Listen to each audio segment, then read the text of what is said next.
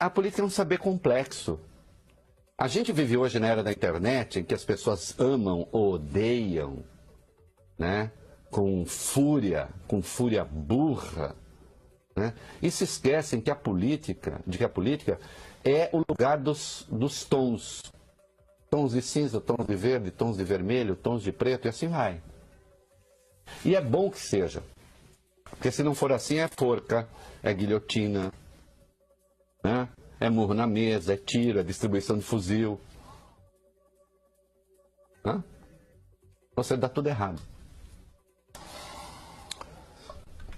Ciro faz o retrato das mazelas brasileiras. Números reais, verdadeiros, herança, isso eu estou dizendo eu, não ele.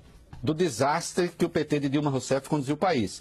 Crescimento de 11% da pobreza absoluta, 32 milhões de trabalhadores na informalidade, 63 milhões de brasileiros com nome sujo, com dívida.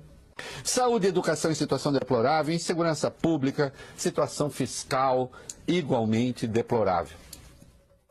Né? Bem, tudo isso é verdade e, creio, constará do discurso de todos os candidatos. A questão é que resposta dar a esses problemas. O discurso não é um programa de governo, porque o de ninguém é. Quando adequado, como é o caso, concorde-se ou não, traz um diagnóstico da raiz do problema e aponta um caminho. Qual é o de Ciro? Diz ele, estamos vivendo o fim do ciclo histórico e estou convencido de que para seguir adiante precisamos de um novo projeto nacional de desenvolvimento.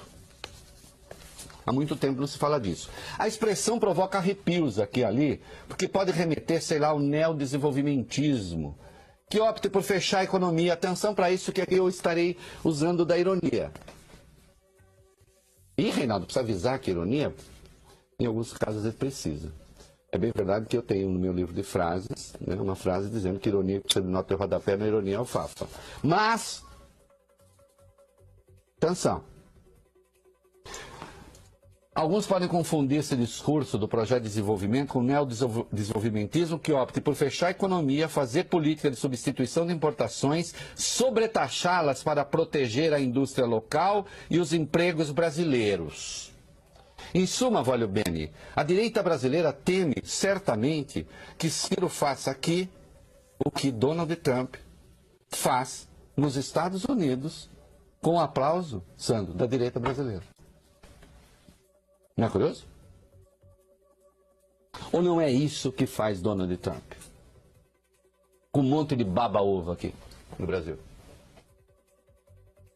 Outro dia eu fui aí num jantar. Eu conheço algumas pessoas ricas. Eu não sou rico, mas conheço algumas pessoas ricas. E nem todas gostam de mim. Porque eu tenho o mal da sinceridade. Eu não sou assim, Ciro Gomes, às vezes, mas eu também não sou. Começou aquele trabalho de tocar flauta para Donald Trump, sabe? Uhum. E claro, pau no Ciro, pau no PT, pau na esquerda, por causa da economia. Eu disse, vocês se deram conta de que Donald Trump é o PT dos Estados Unidos? Ou por que ele pode fechar a economia lá, nós não podemos fechar aqui? Ele está querendo impedir empresas americanas de se instalarem fora dos Estados Unidos. Que ele disse que vai gerar emprego fora dos Estados Unidos. E a nossa direita aplaude. Sabe o que é? Vamos comprar mais uma briga, né? A elite brasileira é muito michuruca. É muito desinformada. É só reacionária. A elite brasileira, em boa parte, ela não tem convicção, ela só odeia pobre. O que é lamentável. Né? Ah, você com essa roupa, com esse chapeuzinho falando de pobre? Não, eu não estou dizendo que eu sou pobre. O ponto é outro, eu não estou fazendo pobrismo, eu odeio o pobrismo. Não, não é isso. Só estou dizendo que a elite brasileira vai aqui o que aplaude lá fora. Isso é para pensar. E direi isso em qualquer lugar, diante de qualquer um. Não?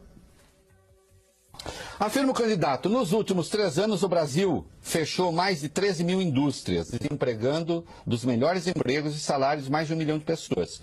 E este fenômeno apenas se agravou recentemente, mas o Brasil é o país que mais destrói indústrias na história do capitalismo mundial. Em 1980, 1/3 da riqueza brasileira vinha da indústria de transformação. Hoje apenas 11%. Mais grave, nós já tivemos uma indústria maior e mais forte do que países como a China, a Coreia do Sul, a Malásia, entre outros. Não há uma única mentira aqui. Não há uma única mentira aqui. Se destruir a indústria fosse uma coisa boa, se fechar as indústrias fosse uma coisa boa, os outros países fariam a mesma coisa, só que não fazem, faz o contrário. Vá pegar o exemplo da Coreia do Sul. A indústria ainda é o setor que paga mais. Ainda é o setor que paga os melhores salários, que exige maior qualificação. O que não fica claro e não fica é que resposta o governo poderia dar a essa questão. Que um país como o Brasil não pode se dar ao luxo de assistir à desindustrialização que destrói os empregos e paga os melhores salários, bem, isso é um fato. Até porque os países citados por Ciro fazem o contrário. A questão é como não incidir nos erros de outrora, com subsídios sem critério, lei da informática, né, para citar um absurdo feito por aqui, e nababos alimentados pelo BNDES. Assim. Porque também, esses empresários que temem isso e aquilo, quando pegam uma grana do BNDES, eles não reclamam. Não reclamam. Né? Sim, um país precisa pensar as escolhas que faz quando é uma das maiores potências agrícolas do mundo, mas paga com soja a importação de adubo e de máquinas. E ele apontou isso. E é um problema, isso faz sentido. O que eu estou afirmando é que não há nada de exótico na fala de Ciro Gomes. Por 2 vezes o agora candidato atacou o que chamou de cultura do ódio e defendeu a união do povo brasileiro. O que está faltando é coesão, um debate franco, fraterno e sem ódio sobre o Brasil que queremos. E disse mais, e não se restaura a paz pública e as liberdades da cidadania com frase de efeito, cultura do ódio e mais violência. Claro que é uma referência aqui indireta ao Bolsonaro, mas também a esse berreiro infernal da internet. O candidato aponta ainda o problema que me parece absolutamente candente e que eu gostaria de ver contemplado no programa de todos os candidatos. Aspas. Entre essas graves tarefas para o próximo presidente ou presidenta está também a indeclinável missão de restaurar o império da lei e do poder político democrático, encerrando o momento de absoluto caos institucional em que cada poder faz o que quer e o que bem entende. Bem, eu não duvido um só minuto de que isso está em curso. Como um presidente qualquer um pode enfrentar, bem, aí com a força da liderança política, embora reconheça-se não seja tarefa fácil. Um país em que frequentemente o próprio Supremo se encarrega de descumprir as leis, é sim um país com problemas. Em seu discurso, Ciro pregou ainda o respeito aos contratos e deixou claro que os mais ricos têm de dar sua contribuição especial para restaurar o equilíbrio das contas públicas, bem como destacou o governo, também tem que contribuir.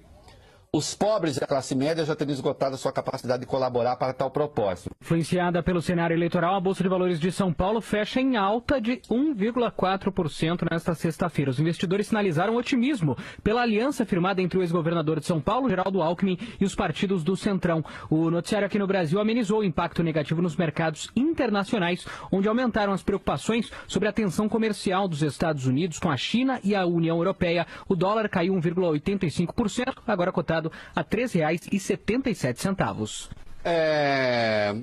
Sim, compreensível essa reação, né? Então, assim, não haverá solavancos. Uhum. E é engraçado porque, veja só, sempre aborrecendo, né? O que se está apostando é que não vai haver solavanco do governo Temer para o governo Alckmin. Uhum. Só que o Alckmin é aquele que tinha rompido com o Temer e que botou o PSDB para votar contra o presidente nas 2 denúncias havidas contra o presidente. A aposta que se faz é a aposta na continuidade. Se aposta na continuidade, por que não se faz então a defesa desse governo? Bom, contradições. Contradições que eu acho que em algum momento terão de ser explicadas. Porque ainda que o eleitor não as formule como eu estou formulando, não as objetive como eu as estou objetivando, a questão permanece ali na cabeça dele. Né? Porque a pergunta que se vai fazer, quer dizer, quando você vai votar em alguém... Tudo bem, há aqueles que votam, Sandro, só pela segurança. Então eu não quero atrapalhação, não quero turbulência, não quero nada, é algo. Agora, ele não vai conquistar só esses eleitores. Com esses eleitores apenas ele não elege. Em algum momento alguém vai perguntar, e muita gente vai perguntar, mas o que vai mudar? Mercado, e eu não estou falando isso com viés moralista nenhum, né? No mundo inteiro existe o mercado especula também.